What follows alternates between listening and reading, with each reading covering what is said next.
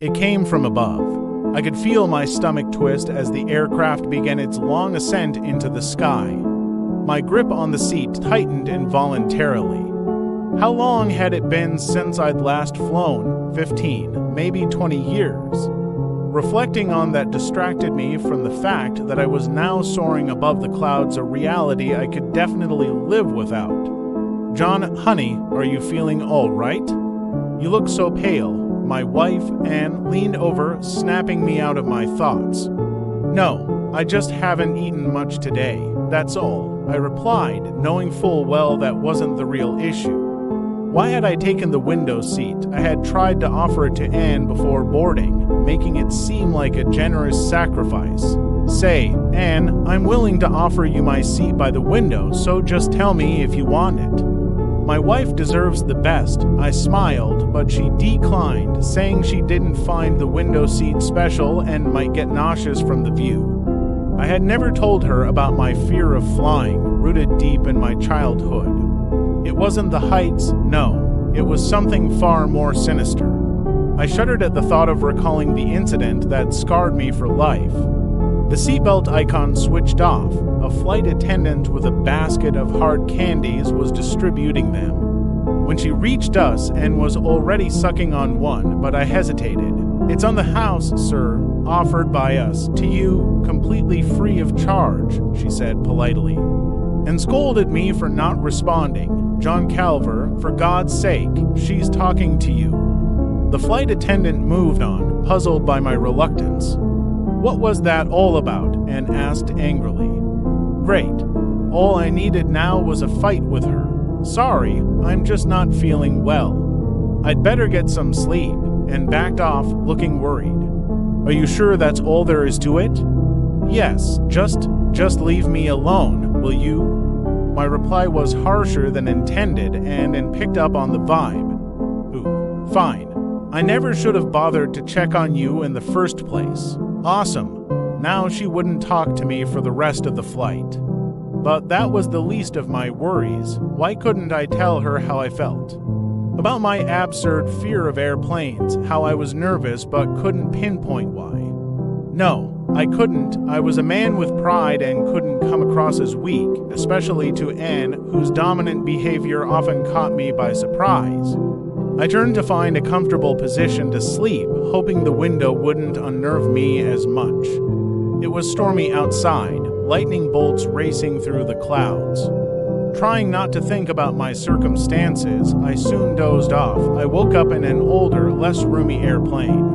Above me, a woman in a dark blue uniform, an ascot tied around her neck, said, "Would you like to come over, little one?" "Come on." John answered to the nice lady, my mother's familiar voice urged. Mother, my long-gone mother, was sitting next to me. What was going on? I tried to speak, but no sound came out.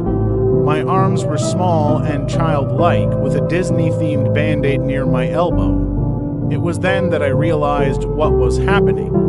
No, it couldn't be. This was a dream, a bad dream. A nightmare from my buried memories. The woman invited me to the cockpit, and my younger self eagerly accepted, despite my older self's desperate attempts to stop him. If only I had known what would follow. In the cockpit, the pilot greeted me warmly, explaining how everything worked. The co-pilot muttered into the radio. Nothing seemed alarming until I noticed something crawling on the windshield. "What's that?" my younger self asked. "That thing crawling on the windshield. I see no such thing. It's probably just a shadow.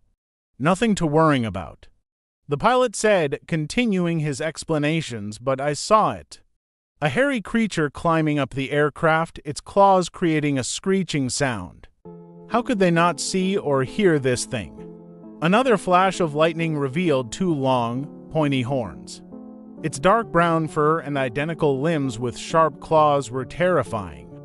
The creature was gone with the next lightning flash, but the pilots were now in a trance, oblivious to everything except flying. The boy opened his eyes as another lightning bolt struck.